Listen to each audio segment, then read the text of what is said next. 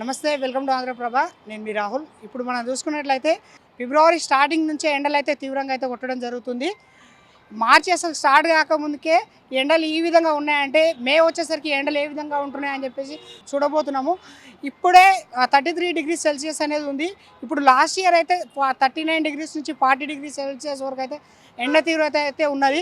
అదే పరిస్థితి ఇప్పుడైతే కొనసాగుతుంది. ఈ ఫిబ్రవరి నెలలో ఈ విధంగా ఇంత తీవ్రత గల ఎండ అయితే ఇక్కడ మనమైతే చూడబోతున్నాం.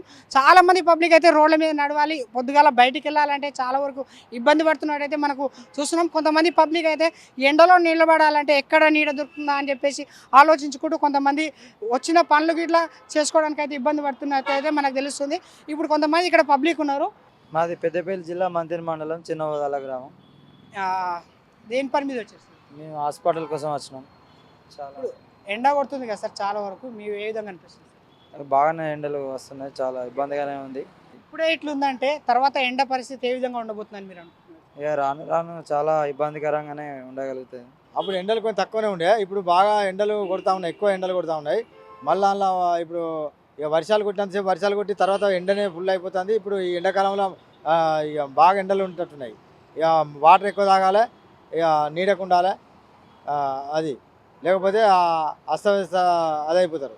ఆ ముసలోళ్ళు పిల్లలు కొంచెం జాగ్రత్తగా చూసుకోవాల్సిన అవసరం ఉన్నది. ఇప్పుడు మార్చి నెలనే రాలేదు, ఫిబ్రవరి సగం కాలేదు, ఇంత ఎండలు కొడతాయి. మే నెల వరకు, మే జూన్ వరకు అయితే ఎట్లుంటుందో తెలియదు. ఇప్పుడు చూసుకున్నట్లయితే కొంతమంది పబ్లిక్ అయితే మనకు కొన్ని విధాలుగా అయితే చెప్పడం జరిగింది. ఎండ తీవ్రత చాలా ఉండడం వల్ల చాలా రకాలుగా ఇబ్బంది పడుతున్నట్టు తెలుస్తుంది. గొడుగు ఇలాంటివి ధరించడం వల్ల ఎండ తీవ్రత నుంచి మనం కొంతవరకు అయితే తప్పించుకోవచ్చు.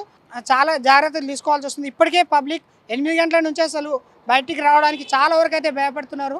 ఎండ తీవ్రత ఇలాగే ఉంటే చాలా రకాలుగా ఇబ్బంది పడాల్సి వస్తుంది. చూసుకున్నట్లయితే కరెంటు గిట్లా చాలా వరకు వాడుతున్న పరిస్థితి గిట్లా ఇప్పుడు ఏర్పడుతుంది. దీనివల్ల ఫ్రిడ్జ్లు వేసి లేని వాళ్ళకు ఫ్యాన్ల కిందనే వాళ్ళు ఉంటారు కాబట్టి అలాంటి వాళ్ళు ఇట్లా చాలా వరకు ఇబ్బంది పడుతున్నారు. ఎండ తీవ్రత వల్ల చాలా వరకు ఇబ్బంది పడుతున్నారు.